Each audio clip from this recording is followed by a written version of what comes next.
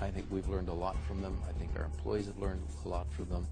I think we have a lot more to learn from them. What makes Marc and Craig very special to corporate audiences is their message of me to we.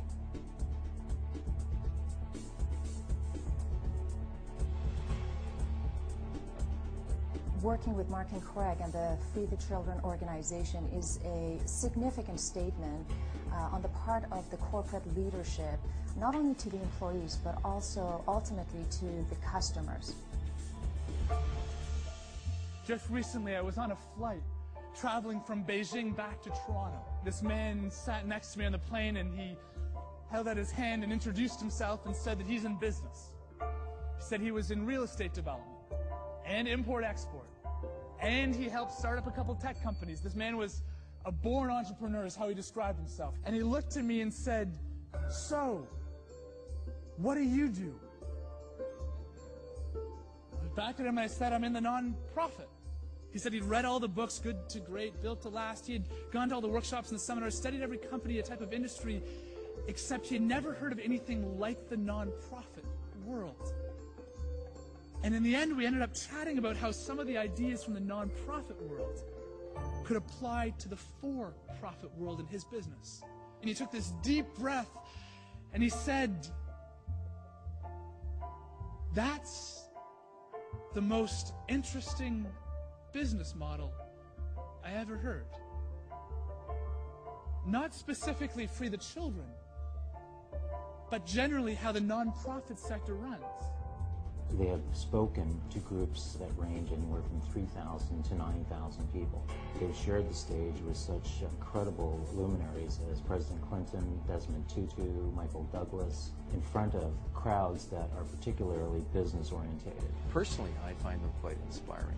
Personally, I learn a lot from them. Personally, I think they've got great perspective and maturity. What they did share, which was really important, was corporate social responsibility and the ability for these companies to assess their responsibility in the world. When you build trust into the way of working with your employees and the external world, you effectively transform employees into believers, and you transform your customers into advocates. And the way they articulated these ideas was very cohesive and to the point, and not only inspirational, but practical.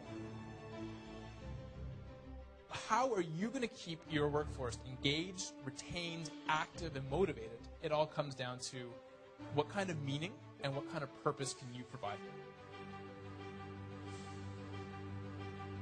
So you have all these incredibly intelligent people with MBAs and law degrees who are applying for these ridiculously low salaries, and they want these jobs more than ever. And so what does that mean? That means the nonprofit sector might actually have something to teach the for-profit sector.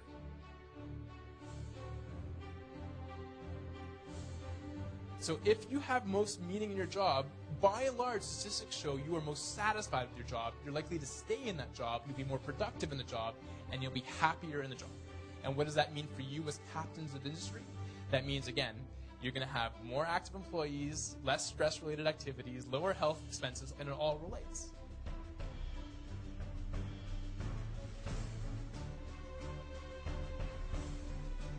It's everybody's job to get out there and get engaged. It's not just the job of HR. It's not just the job of the people who are part of the recruitment process. It's everybody, because it has to happen every single day. You just don't build culture in one day in the recruitment process. You build culture every single day. And by building culture every single day, you'll have higher retention, you'll have more motivated workforce, and you'll have better returns. I am so impressed with what you've achieved, what you've done, and the recognition you've received on a worldwide basis.